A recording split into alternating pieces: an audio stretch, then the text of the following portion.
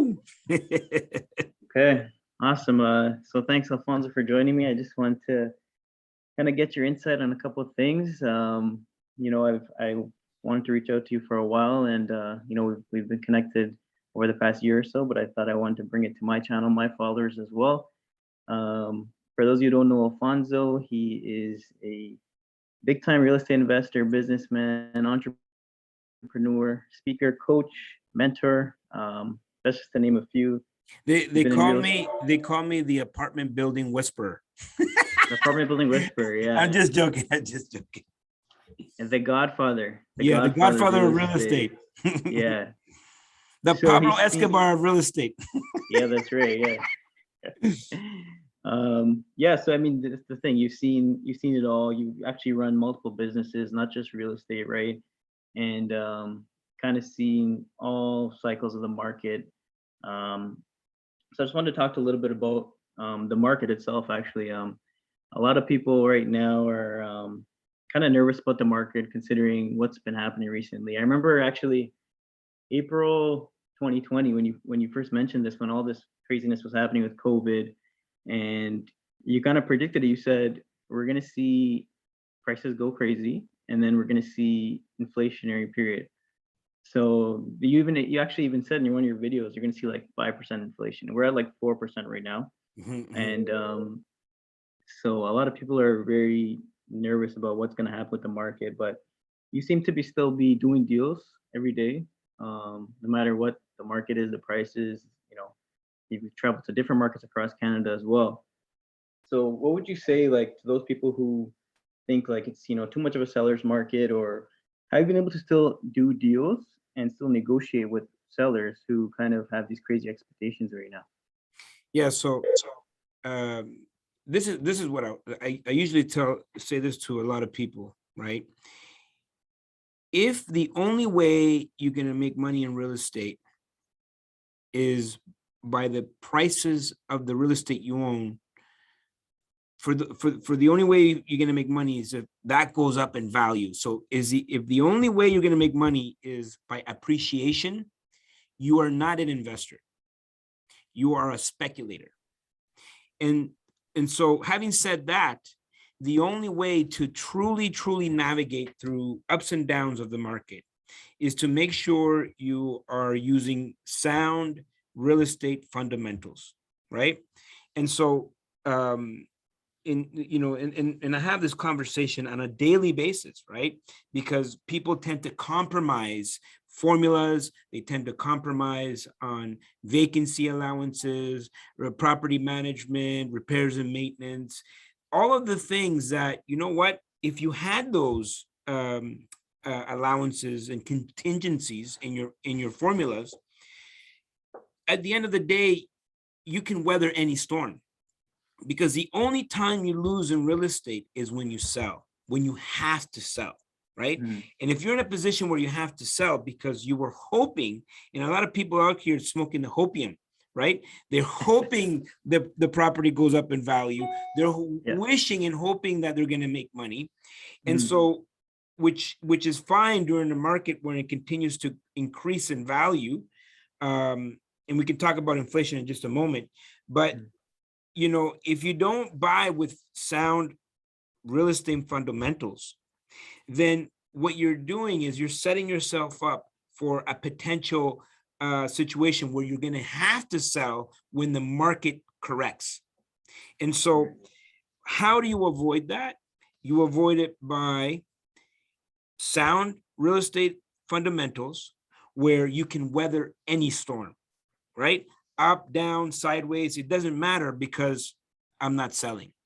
And so if you can get into a piece of real estate or an investment where there's a long-term goal, then you're already starting with the right mindset to enter an investment versus trying to enter an investment hoping that it's going to be, you're going to see a 5 or 10% increase next year.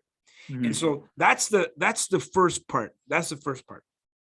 Now, you did talk about some of my predictions, and I want to say like I'm a Nostradamus or something of real estate.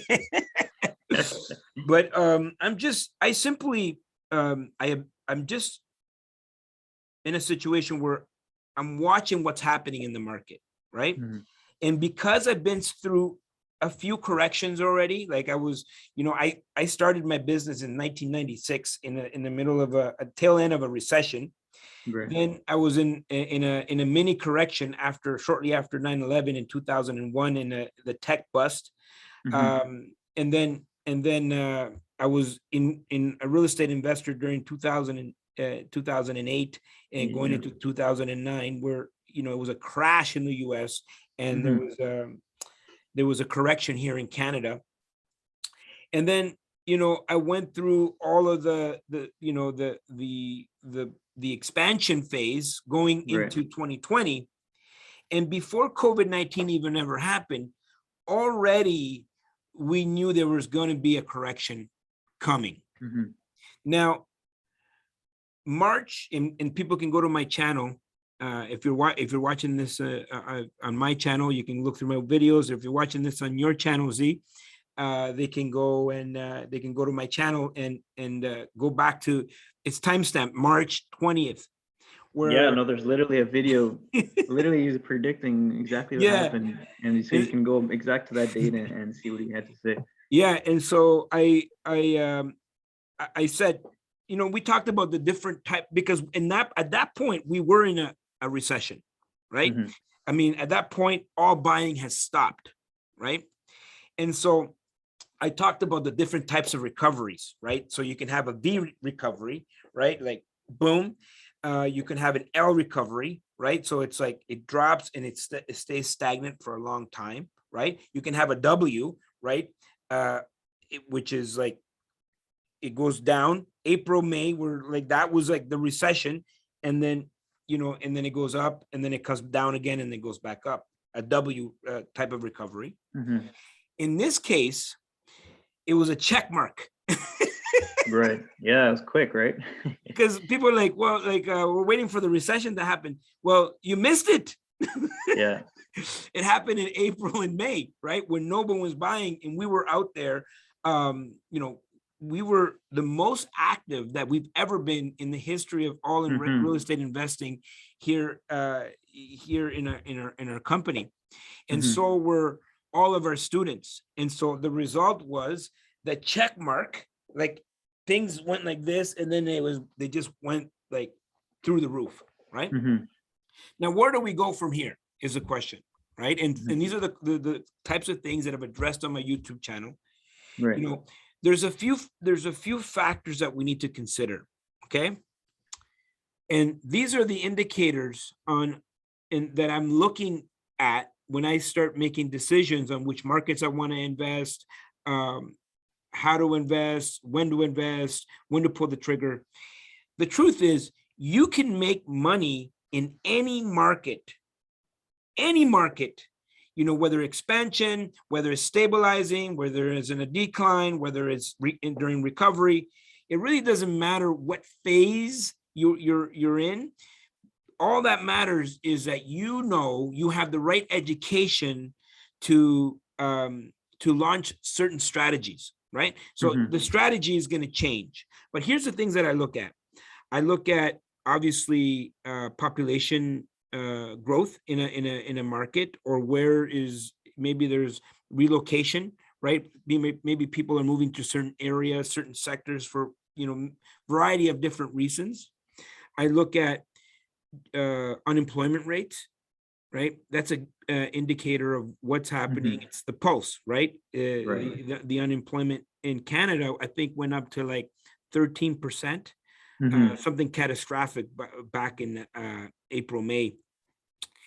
And then the vacancy rates, right? Vacancy rates gives me a good pulse on the market and where they're at, and whether or not you're going to be able to attract certain tenants, and whether or not you can, for example, do a burst strategy with an apartment Mm-hmm. building. Well, if Right. you're doing it in an area that the vacancy is like 15%, well, you just thank your lucky stars that you have people in your building. Exactly. There's no Yeah. time to be thinking about trying to flip Evict people, yeah. yeah, evict people or trying to turn around rents when you Yeah. the rental pool is small, right? Mhm. And that means it's very competitive. That means that other people are offering incentives. And so I look at those things, but more specifically now than ever before, and we talked about it at the beginning of the conversation, is inflation. Mhm. Inflation is something that a lot of people don't consider. And inflation simply means the value of money, your buying power is going down. So while Mhm. we feel that the real estate values are going up, the opposite is happening. Inflation, okay, inflation is now we have rapid inflation. We're not at hyperinflation yet. We're at rapid inflation. Mhm. The government says 4%, 4 to 5%. I'm going to call bullshit on that, and I'm going to say Yeah. it's higher than that. I mean, go shopping, go to Home Depot, go That's the buy a thing. It house. affects the average person, right? Groceries, gas. Look where gas is, right? Like I just pumped in $1.48. 150 or One something, fifty. right? Yeah, it's Yeah. almost $1.50. Yeah. Yeah. So at the end of the day, um, this is something to really keep a close eye on, Mhm. because when you have inflation, people tend to move towards hard assets, right? Yes. People tend to move towards gold. People tend to move towards real estate, especially now that money is the cheapest it's ever been, right? Mhm. And so people are refining and buying anything that they can get their hands on, right? Yeah. And so all of those, all of the panic, right? Because we've had situations where there's been bubbles, right? Mhm. Um, though that can impact the real estate market, but again, Mhm. most people don't bother getting the education. Everybody knows that real estate is good, but not all real estate is good. If you buy Exactly. something incorrectly, then you can get yourself into a lot of trouble. And so Mhm. going back to those fundamentals, that's getting the education, learning how to buy. If you know how to buy, then now you can go out there and negotiate with sellers that are also investors, and you can reason with them based on real estate fundamentals, right? And then they may say no. They may tell you go to hell. Sure. But I'm not going to buy a piece of real estate that doesn't make sense. And so Exactly. Yeah. the issue right now, and this is the last piece of your question, was I seem to be buying. I still continue. You said it still seems that I'm continuing to buy, no matter, regardless of the market, and this is Mhm. true. The problem is when you go out there and the unsophisticated buyer tries to buy real estate, they're going to go to the same watering hole that everybody else is going to, right? Yes. Everybody's at the same watering hole, which is realtor.ca. That's not the only place to buy real estate. In fact, some of your sellers don't even know that they're sellers yet. And Mhm. if you can be in a position where you can create other strategies of acquiring real estate where you don't have that massive competition, you're going to be ahead of the game. And so when I move through markets, when I move through different phases in different economic factors in the marketplace, I'm going to be looking at multiple factors. I'm going to look at vacancy, employment, where the population is going, where are jobs going. I'm looking at all different areas to find real estate. I'm going to keep an eye on inflation. I'm going to keep an eye on interest rates, because as you see inflation increase, the only way to combat that is to, as inflation. And by the way, the job of the government right now is to have a little bit of inflation. It's good for the government and their debt, right? Mhm. But the only way they can kind of balance that is by increasing interest rates. So then it's like, okay, it kind of slows down. And so that inflation is going to be key. Keep an eye on that. Keep an eye on interest rates. Keep an eye on vacancies. Keep an eye on unemployment. Right. Yeah, and that's the thing, right? You mentioned that you're still doing deals throughout this whole time, and not only are you doing deals, you're doing more deals than you've probably done in a while, right? And you're still negotiating with these owners for vendor takebacks. Yes. So you're still getting vendor takebacks when the market is at all-time high, and people are saying there's no deals, the seller expectations are just crazy, but yet you've still been able to get off-market deals and negotiate vendor takeback, and in some cases almost 100% where you have no money down. So talk to us a little bit about like your negotiation process with the seller in terms of negotiating terms. Maybe you're not getting the price you want, because I know nowadays what I'm seeing is that, maybe a year ago we were all trying to do a quick turnaround on a property, right? Like 12 months. But now it's okay, we realize, if we're going to pay a little bit more, this might be a 3 to 5 year turnaround project, right? But with that, you're also getting better terms in terms of vendor takebacks or second mortgage. So how do you pitch that to a seller, and what are some strategies that you can give us, for that? Yeah. So here's a few things on that. Okay. If you're an investor and it's all about you, it's going to be very difficult for you to get any deals. You have to see yourself as a problem solver. What does that mean? It means that you have to truly create win-win situations where there's a win for the realtor, there's a win for the seller, there's a win for you. Everybody has to win, because if you can come to the table with a win-win situation where everybody wins, you will be the master of the universe, because that means you're getting all the deals that you want. Now, most people don't see it that way. Most people think about what's in it for me. How much for me? How much am I going to make? How much can I do? I'm going to try to make the most possible here, right? And so what happens is it's a very short-sighted mindset, and it turns off a lot of sellers. And so the biggest mistake novice investors make is trying to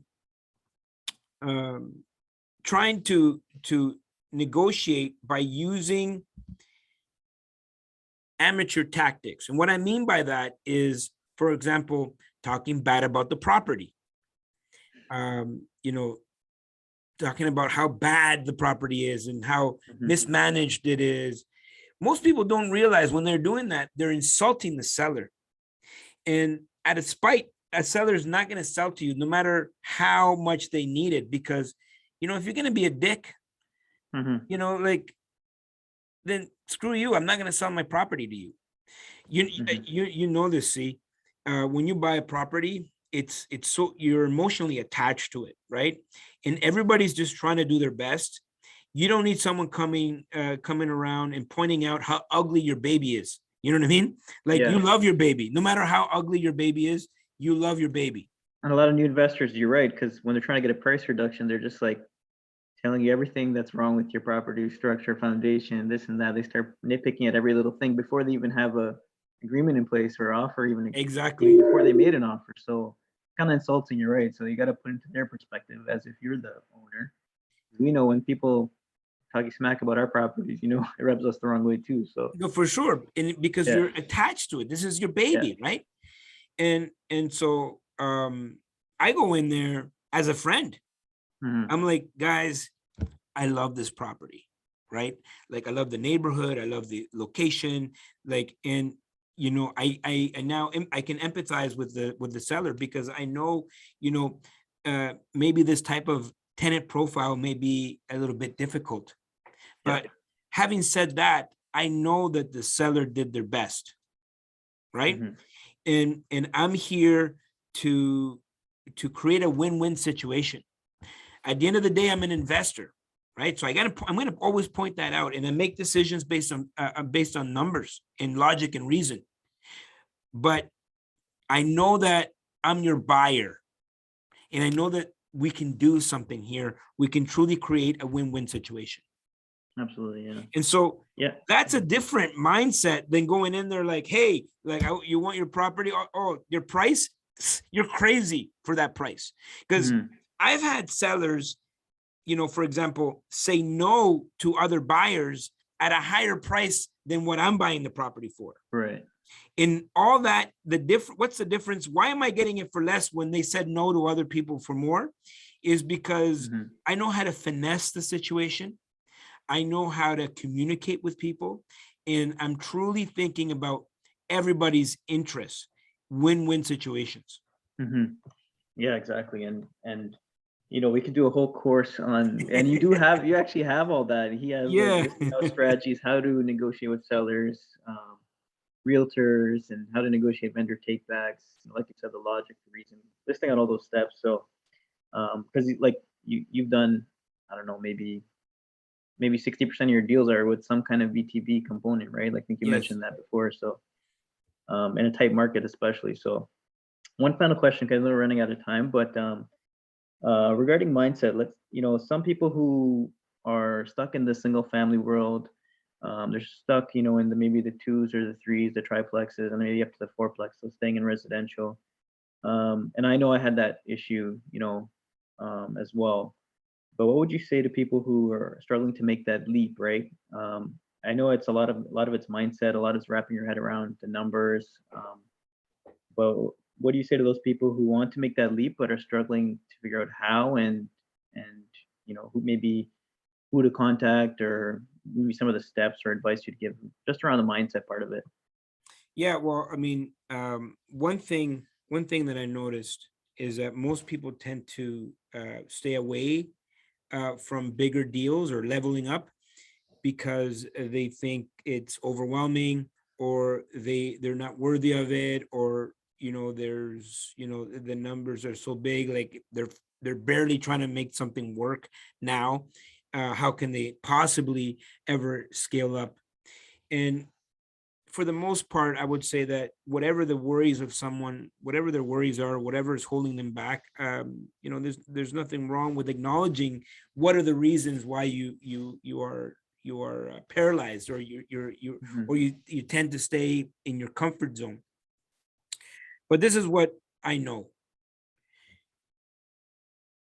bigger is easier to manage, economy of scale. You're paying less per unit. It's more profitable. It gives you more cash flow, easier to manage, and easier to finance. Now, I've said all that, but it all starts with education, because the reason people don't take the next step or move to the next level is because of lack of confidence. And lack of confidence comes from not knowing what you're doing, or not knowing how to operate a 10-unit building or a 15-unit building, how to put in offers, how to analyze, how to identify an opportunity. Most people, 96% of the people I can bring like the best opportunity on a silver platter, they're not even going to know how to identify it. They're not even going to know if it's an opportunity or not. And so it all starts with the education, that intellectual currency, getting the knowledge, learning from someone that has done it before.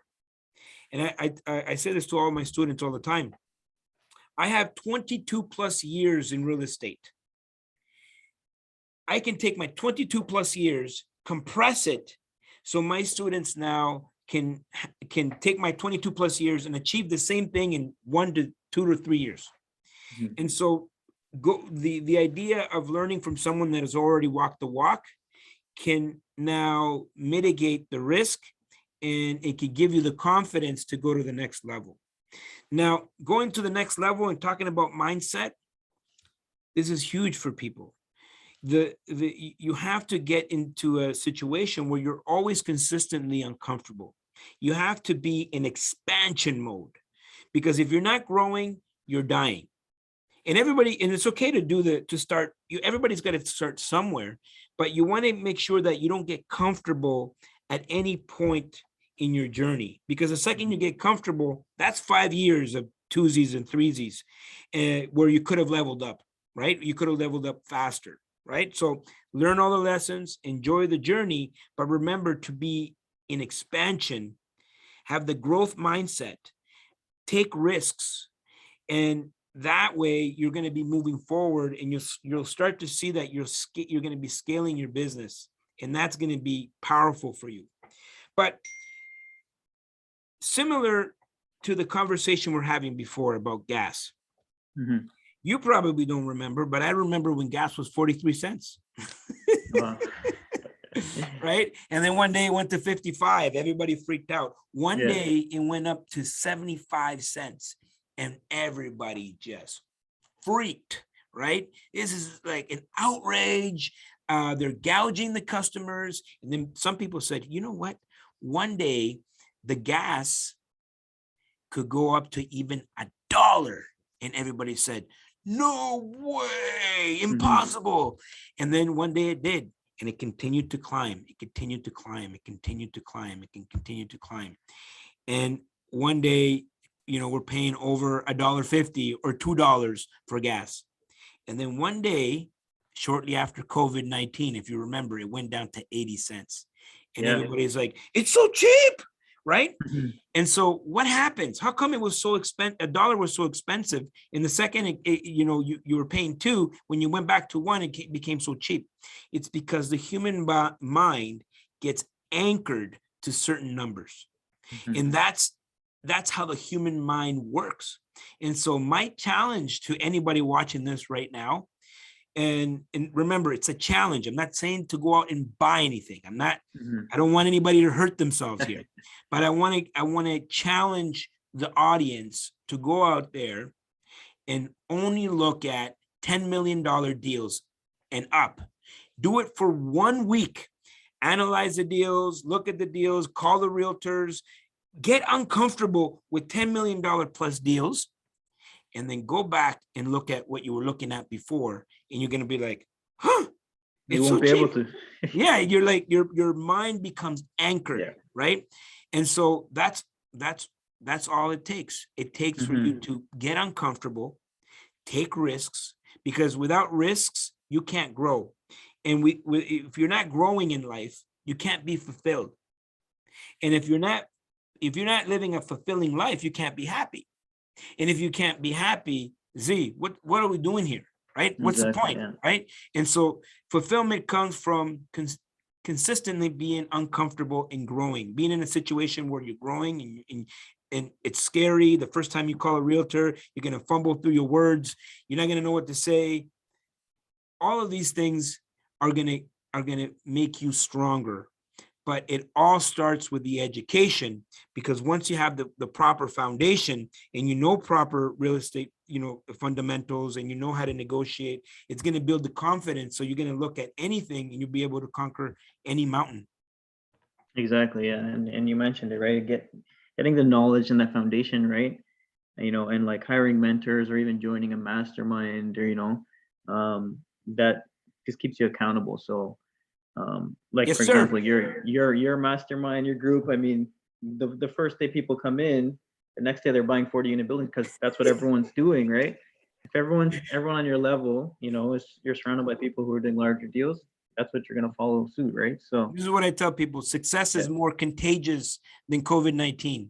You thought COVID-19 is a pandemic. True. It's a world pandemic. It's highly contagious, but success is even more contagious than that, because the second you see you believe it in your mind it's possible because everybody around you is doing something, you're going to do it for yourself. It's going to be automatic.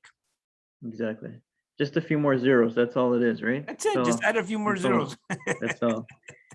We'll end it off on that. Thank you, Alfonso. And I really, really appreciate that. Hey, man, this was a lot of fun. Looking forward to doing it again. For sure. Thank you very much. Yes, sir.